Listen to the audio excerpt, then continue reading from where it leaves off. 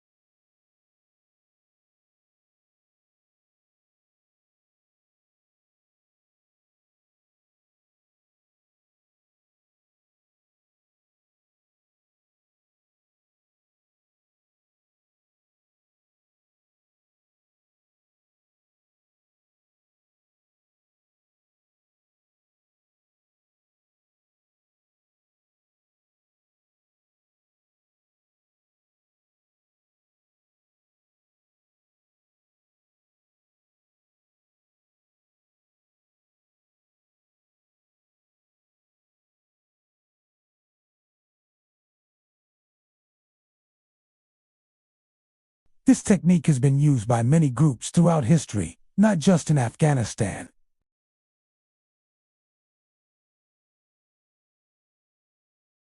It represents how the Taliban wanted to be shown by fighters, civilians, and the outside world.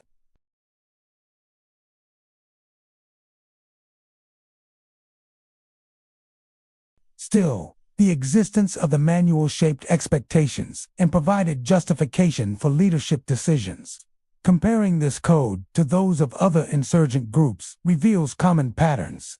Control, discipline, image management, and civilian relations are recurring themes. The Taliban's manual fits into a broader global trend of militant organizations trying to appear organized and legitimate, rather than purely violent.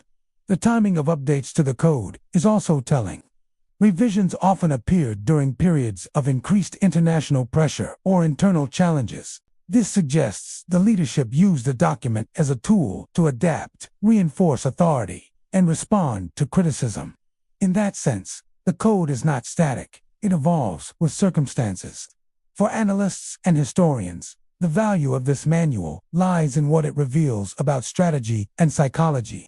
It shows how leadership viewed its fighters, not just as warriors, but as representatives of a cause. It also exposes the constant tension between ideology and reality, rules and enforcement, control and chaos. Understanding this code does not mean agreeing with it. Instead, it helps explain how conflicts are sustained for so long and why defeating an insurgency is rarely just a military challenge. It requires understanding the systems, beliefs, and structures that hold such groups together.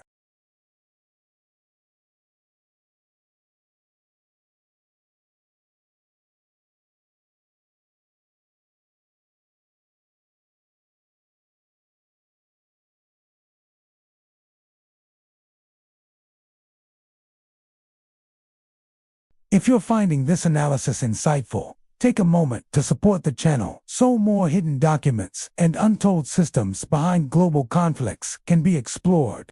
This story doesn't end here. There are more manuals, more strategies, and more unseen mechanisms behind modern conflicts. Visit the channel and watch the next video to continue uncovering how power really works behind the scenes.